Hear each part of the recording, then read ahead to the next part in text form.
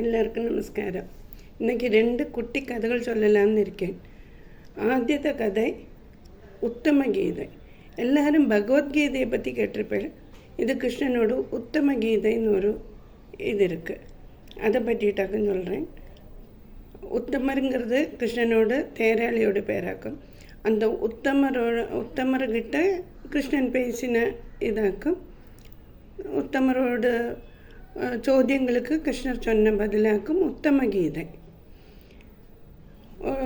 ராஜசூய யாகம் கழிஞ்சு இந்திரபிரசத்துலேருந்து ரொம்ப சந்தோஷமாக கிருஷ்ணன் திரும்பி வரத உத்தமர் தேரோட்டின்னு இருக்கார். கிருஷ்ணன் உட்காந்துட்டு வந்துட்டுருக்கா தேரில். கிருஷ்ணன் ரொம்ப சந்தோஷமாக இருக்கா.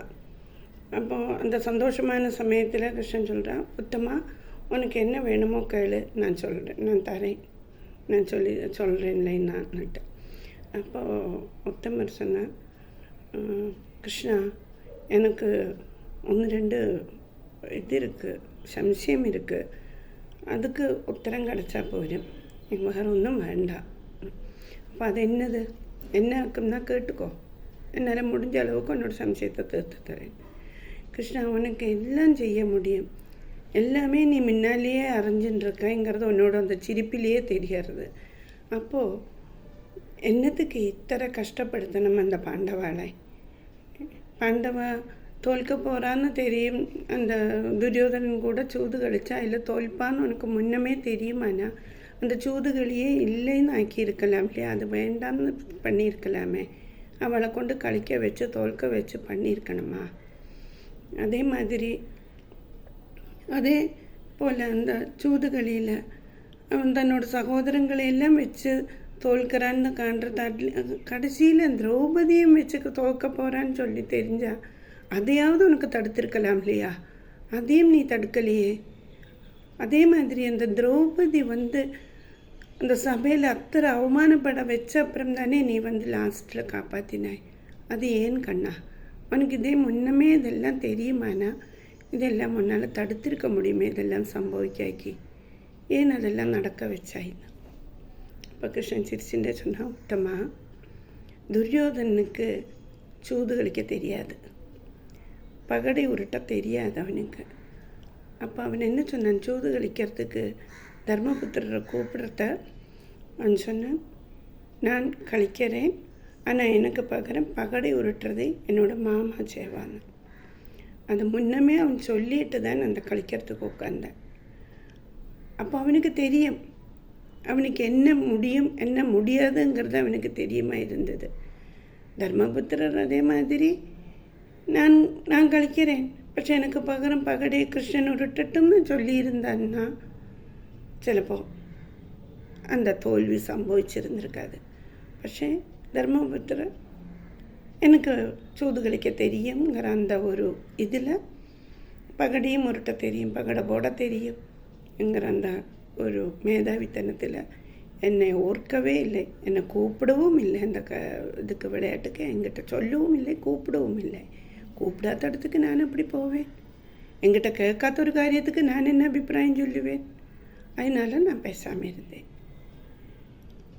அதே மாதிரி தான் திரௌபதியோட காரியத்திலையும் அவன் கழிக்க ஏத்துண்டாயிடுச்சு, அவன் கழிச்சுட்டே போகிறான். எங்கே நிறுத்தணுங்கிறது அந்த கழிக்கிறவனுக்கு தெரியணும். அது தெரியாதக்கு அவன் மேலே மேலே மேலே மேலே செய்துட்டே போனான். நான் அதில் ஒன்றும் செய்யறதுக்கு இல்லை. பின்ன திரௌபதி சபையில் அவமானப்பட்டான்னா அவள் அந்த அவசான நிமிஷம் வரைக்கும் அவளே தான் அவளை காப்பாற்றுறதுக்கு வேண்டிட்டு நினச்சிட்டு இருந்தாள். என்னை கூப்பிடவே இல்லை. அவளே சொந்தம் அவளை காப்பாற்றிக்க முடியுங்கிற இதில் அவள் பண்ணின்னு இருந்தா, ப்ரொடெக்டிவாக அவளையே காத்துட்டு இருந்தா. கடைசியில் தான் இது கைவிட்டு போகும், இனிமே என்னால் முடியாது, என்னை காப்பாற்றிக்க முடியாதுன்னு தோணுற சமயத்தில் தான் அவளை என்னை கூப்பிட்டா. அதை ஆத்மார்த்தமாக கூப்பிட்டா. அந்த கூப்பிட்ட சமயத்தில் நான் போய் திட்டப்படுத்தினேன். நான் கூப்பிடாதக்கி, என்கிட்ட சொல்லாதக்கி, அது ஞானானாலும் சரி ஆரானாலும் சரி, நம்மள்கிட்ட ஒரு ஆள் நம்மளோட ஆവശ്யத்தை நம்மளோட சகாயம் எங்களுக்கு வேணும்னு கேட்காக்கி நம்மளாக போய் செய்தோம்னா அதுக்கு ஒரு விலையும் இருக்காது. நம்மள்கிட்ட கேட்டு நம்மளால் முடிஞ்ச சகாயத்தை நம்ம செய்யாக்கி இருக்கக்கூடாது. அப்போ நம்ம செய்யலாம். அதுதான் இதோட சாரம். எங்கேயுமே ஆரும் கேட்காக்கி முன்னாலேயே போயிட்டு நம்மளோட அபிப்பிராயத்தை சொன்னோம்னா நம்மளை யாரும் மதிக்க மாட்டான். அதே சமயம் அவளுக்கு அவசியமாயிட்டு நம்மளை ஒரு ஆபத்கட்டத்தில் கூப்பிடுறத நம்மளால் முடிஞ்ச அளவுக்கு நம்மளை அவளை சகாயிக்கணும். இதுதான் உத்தம கீதையோட சாராம்சம். இன்னொரு கதை இது இந்த காலத்தில் இப்போ நடக்கிற மாதிரி உள்ள ஒரு கதை. ஒரு பெரிய இவளுக்கு ஒரு பெரிய கார்ப்பரேட் ஸ்தாபனத்தில் ஒரு இன்டர்வியூ நடக்கிறது. കുറേ ആൾക്കാർ கேண்டிடேட்ஸ் உட்காந்துட்டுருக்கா. அப்போ அவன் உட்காந்துட்டுருக்கிறத ஆദ്യമേ அங்கே எல்லோரும் வந்தாயிடுச்சுன்னு தெரிஞ்சும் அந்த ஹாலுக்கு எல்லோரும் காஃபி குடிங்கோ சொல்லிட்டு அனௌன்ஸ் பண்ணுறான். கொஞ்சம் கழியறதுக்குள்ளே ஒரு அட்டெண்டர் ஒரு பெரிய ட்ரேயில் அங்கே இருக்கிறவாளுக்கெல்லாம் காஃபி கொண்டு வரதில்ல. சிலது இந்த செராமிக் கப்புகள் இருக்குது, சிலது அவர் சில்வர் கப்பு கிளாஸுகள் இருக்குது, சிலது மண் கிளாஸ் இருக்குது, சிலது கிளாஸோட குப்பி கிளாஸ் இருக்குது, சிலது பேப்பர் கப்புகள் இருக்குது. அப்படி பலவிதமான கப்புகளில் குடிக்கிறதுக்கு கொண்டு வைக்கிறேன். அப்போ இது என்னது, எல்லாருக்கும் ஒரே மாதிரி கப்பில் வைக்க பலவிதமான கப்பில் வச்சுருக்கான். ஒரு பட்சம் இது இவளோட ஒரு ചോദ്യമായി இருக்குமோ, നമ്മൾ എന്ത് കപ്പ് എടുക്കറോங்கிறது. അപ്പോൾ ഏറ്റവും നല്ല കപ്പ് എടുக்கிறவா நல்ல பெரிய இதுவுள்ளவா കഴിവുള്ളவா എന്നിട്ട് நினச்சிப்பாளோ சொல்லிட்டு ஓரோருத்தர் பட்டுன்னு பலவிதமான சிந்தகள் எல்லாரும் கேண்டிடேட்ஸோட மண்டையிலே ஓடுறது. இதாக இருக்குமோ, இந்த கப்பில் இப்படி விதவிதமான கப்பு கொண்டு வர்றது அதனாலேயா இருக்குமோ நல்லா சொல்லிட்டு வேகம் நான் நீந்து முந்திண்டு போயிட்டு எல்லாரும் பெரிய செராமிக் கப்புகள் எடுக்கிறான். சிலவா அதுக்கு கிடச்சவா எவர் சில்வர் கப் எடுக்கிறான்.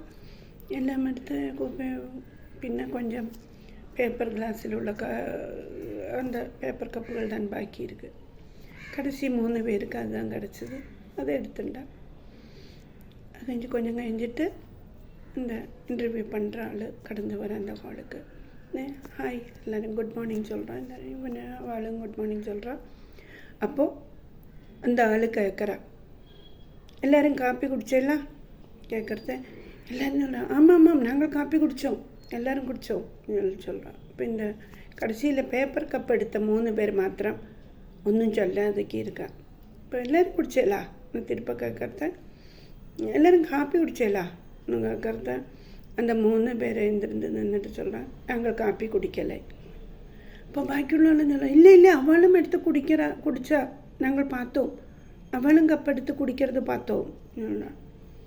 அப்போ அவன் அந்த 3 பேர் சொல்கிறான், ஆமாம் நாங்கள் கப் எடுத்து குடித்தோம், அது நீங்கள் பார்த்துருக்கேன், ஆனால் அந்த கப்பில் இருந்தது காப்பி இல்லை, டீயாக்கும் சொல்கிறான். நாங்கள் காப்பி குடிக்கலை, டீயாக்கும் குடித்தோம். அப்போ வள்ளரும் ñെട്ടാன், அப்படி வித்தியாசம் இருந்தது, காப்பி இல்லைக்கு டீயும் இருந்தது அதில் அப்படின்னு விசாரிக்கிறான். அப்போ அந்த இன்டர்வியூ எடுக்கிற ஆள் சொல்கிறான், பாருங்கோ எல்லாருக்கும் காப்பி எல்லாம் தந்திருக்கோம், சிலவாளுக்கு காப்பி இருந்தோம், சில கப்பில் டீயாக இருந்தது. ஆனால் அவங்களோட அவசரம், அவங்க என்னக்கு நடக்கிறதுங்கிற அந்த ஆங்ஸைட்டி, இதில் நம்ம ஜெயிக்கணுங்கிற அந்த ஒரு முன்னால் நம்ம போனோம், இதில் ஜெயிக்கணும், அந்த மாதிரி பலவித சிந்தைகள் உங்களோட மனசில் இருந்ததுனால நீங்கள் என்னதாக எடுக்கிறீர்கள், என்னத்தையாக்கும் குடிக்கிறீங்கிறது உங்களுக்கு தெரியலை. அந்த கப்பில் என்ன இருந்ததுன்னு கூட தெரியாக்கி நீங்கள் குடிச்ச, உங்களோட மனசெல்லாம் வேறு எங்கேயோ ஆக்கி இருந்தது, வேறு ஏதோ சிந்தைகள்லையாக்கி இருந்தது. நீங்கள் செய்கிற வேலையில், நீங்கள் செய்கிற அந்த காரியத்தில் உங்கள்கிட்ட என்ன தந்திருக்கோங்கிறது கூட உங்களுக்கு தெரியலை. പക്ഷെ அவன் 3 பேருக்கும் அது தெரிஞ்சிருக்கு. அவள் என்ன குடித்தாங்கிறது அவளுக்கு தெரிஞ்சிருக்கு. அவள் என்ன செய்கிறான், அவள் கையில் என்ன கிடச்சிதுங்கிறது அவளுக்கு தெரிஞ்சிருக்கு. அப்போது எங்களோட ஆஃபீஸில் எங்களோட இந்த ஸ்தாபனத்தில் நாங்கள் கொடுக்குற வேலை என்னதுன்னு தெரிஞ்சுட்டு அதுக்கான சொல்யூஷன்ஸு, அதுக்கான வேலை தான் வேணும். அப்படி வேலை செய்கிறவா தான் வேணும். அதனால் அதிகம் ஒன்றும் சொல்லறதுக்கு இல்லை. அந்த 3 பேரை நாங்கள் செலக்ட் பண்ணியிருக்கோம். பாக்கி எல்லாருக்கும் போகலாம்.